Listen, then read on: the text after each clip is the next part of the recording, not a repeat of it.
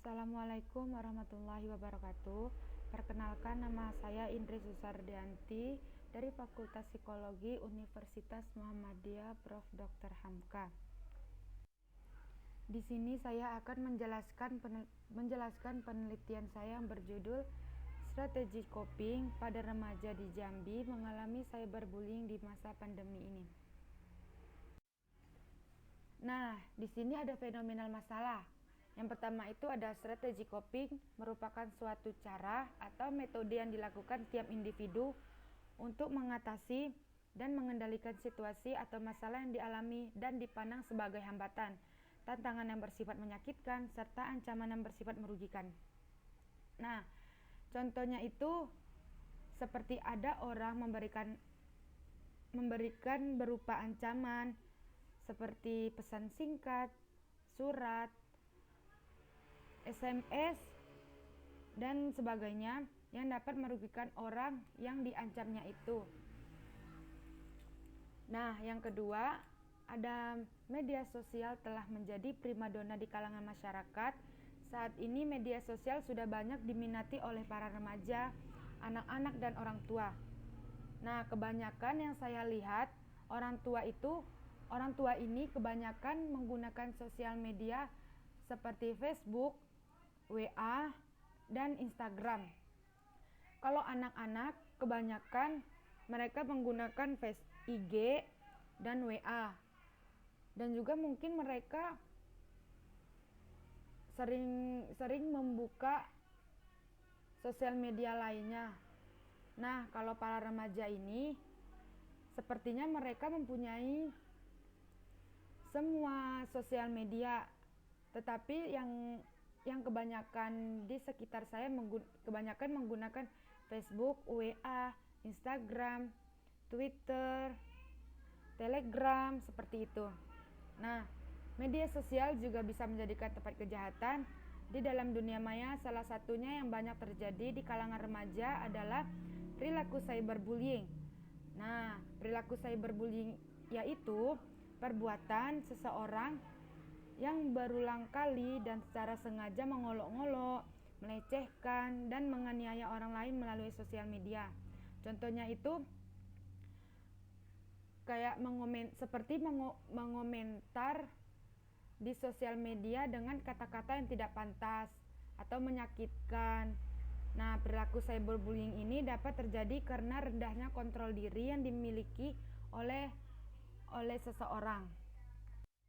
Nah, di sini ada tujuan penelitian. Tujuan penelitian saya itu untuk mengetahui seberapa banyak seseorang yang pernah mengalami cyberbullying melalui sosial media tersebut. Nah, yang selanjutnya ini ada metode penelitian. Di sini penelitian saya ini menggunakan pendekatan kuantitatif.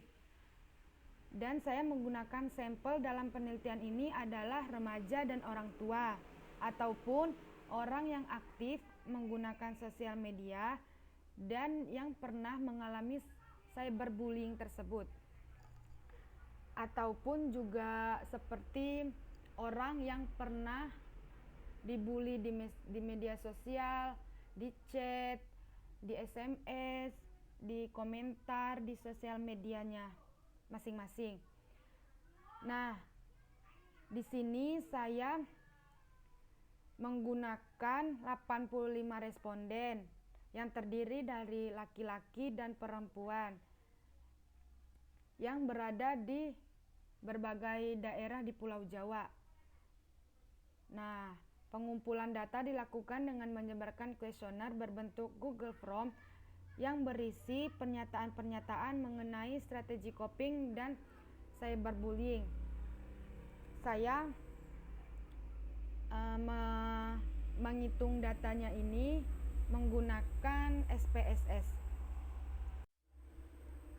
Yang selanjutnya ini ada alat ukur. Yang pertama ada strategi coping atau juga skalanya itu COPI 28 yang diteliti oleh Carver pada tahun 1997.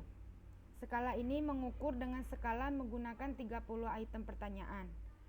Dan yang kedua ini ada skala cyberbullying victimization scale yang diteliti oleh Summer Hinduji PhD dan Justin W. Pecin PhD. Skala ini mengukur dengan skala menggunakan 9 item pertanyaan. Nah, selanjutnya ini ada hasil penelitian. Berdasarkan analisa regresi didapatkan koefisien R2 sebanyak 0,078, maka kontribusi strategi coping terhadap bullying sebesar 7,8% dan 92,2% itu kontribusi variabel lain yang tidak diketahui oleh peneliti. Selanjutnya ada berdasarkan analisa ANOVA didapatkan koefisien F sebesar 6.993 dengan probability flu 0,010 dengan signifikannya koefisien V. Maka peneliti ini menunjukkan bahwa adanya pengaruh yang signifikan antara strategi coping terhadap bullying.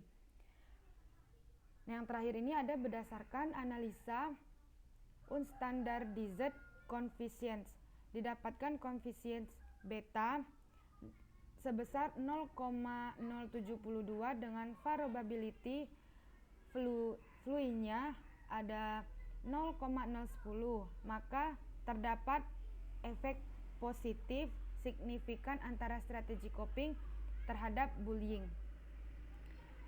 Nah, di sini kesimpulan dari penelitian saya yaitu berdasarkan hasil analisa disimpulkan bahwa adanya pengaruh yang signifikan antara strategi coping terhadap cyberbullying. Oleh karena itu, peneliti menerima HA dan menolak HO. Sekian presentasi saya, mohon maaf jika ada kesalahan. Terima kasih. Assalamualaikum warahmatullahi wabarakatuh.